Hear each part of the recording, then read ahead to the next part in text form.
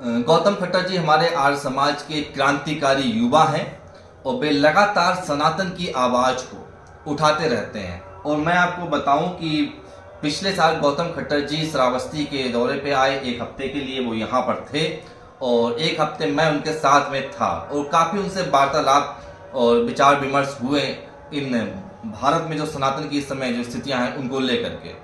और मैं देख रहा हूँ पिछले एक साल से वो भाजपा की तारीफ नहीं कर रहे हैं।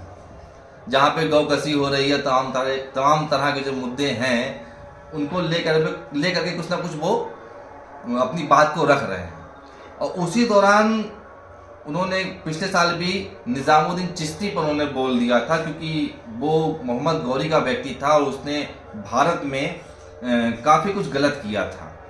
तब भी उन पर FIR हुई थी और खैर को जेल नहीं जाना पड़ा था। और इस बार उन्होंने सेंट फ्रांसिस जेवियर्स, जो कि एक मिशनरी था जिसने सन 1546 में भारत आकर के गोवा में जो पुर्तगालियों का जो शासन था, जो जॉन तृतीय पुर्तगाल का जो था, जॉन तृतीय जो कि गोवा पर अवैध रूप से शासन कर रहा था और हिंदुओं पर अत्याचार कर रहा था, उसने सहयोग किया था जेवियर्स ने आकर के और काफ़ी सारे हिंदुओं को मरवाया था, काफ़ी सारे यहाँ पे मंदिर तोड़वाए थे और फोर्सफुली और नाटकीय अंदाज में जैसा आज भी कन्वर्जन होता है, ईसाईकरण होता है, उस प्रकार से सेंट जेवियर्स ने ये काम करवाया था।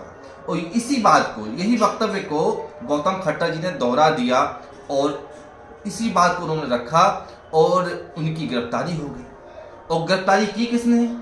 बीजेपी सरकार की पुलिस ने करी, क्योंकि गोवा में बीजेपी की सरकार है।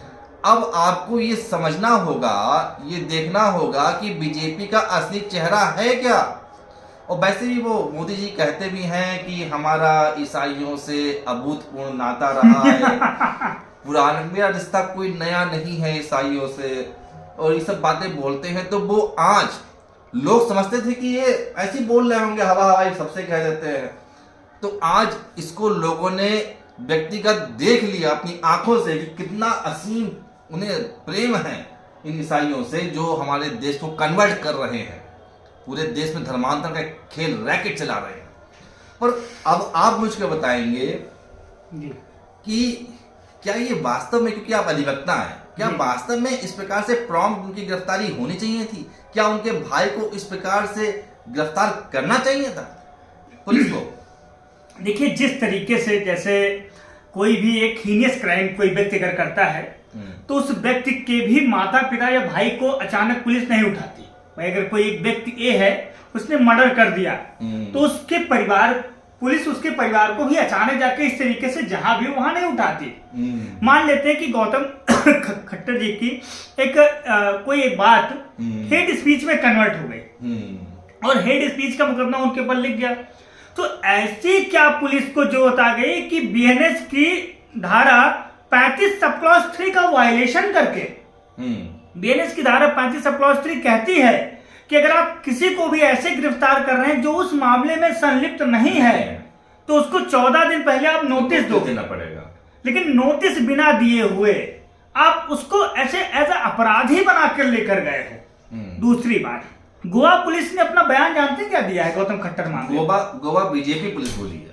हाँ, चलिए, गोवा बीजेपी पुलिस ने अपना ये बयान दिया है कि हम अगर गौतम खट्टर को गिरफ्तार नहीं करेंगे तो गोवा में रह रहे क्रिश्चियन की भावनाएं आहत हो जाएंगी। ये उन्होंने अपने चार्जशीट में मेंशन किया। मतलब है कि एक जो हकीकत है, जो सत्य है, जो ऐतिहासिक है, उसको बोल देने से यदि किसी की भावनाएं आहत होती हैं, कल हम औरंगजेब के लिए कुछ बोल देंगे जैसा कि उसने किया है, तो मुसलमानों की भावनाएं आहत हो जाएंगी। हम मोहम्मद गौरी को बोलते हैं, हम गाजी सरकार को बोल चुके हैं पिछले साल, तो उससे मुसलमानों की भावनाएं आहत होती हैं और हमें गिरफ्तार करके जेल में डाल दिया जाएगा।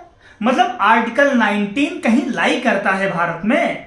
तो ये अनुच्छेद 19 जो कि हमारा मौलिक अधिकार है, भाई मौलिक आर्टिकल 19 कहता है कि हम किसी की भावनाएं, हमारा अधिकार वहीं तक है जहां तक दूसरे का अधिकार हनन ना हो।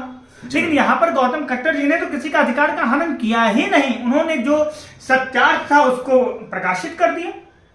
तो मित्रों, आप ये समझ लीजिए, ये अधिवक्ता जी इसीलिए आए हैं कि जो कानून का दायरा है वो इन्होंने आपको बताया है, और किस प्रकार से बीजेपी की पुलिस, गोवा पुलिस ने कानून के दायरे का उल्लंघन करते हुए गौतम खट्टर को गिरफ्तार किया, उनके भाई को गिरफ्तार किया। इससे यह दर्शाता है कि भाजपा सरकार कतई भी हिंदुओं की सरकार नहीं है, ना ही कभी थी, ना आज है।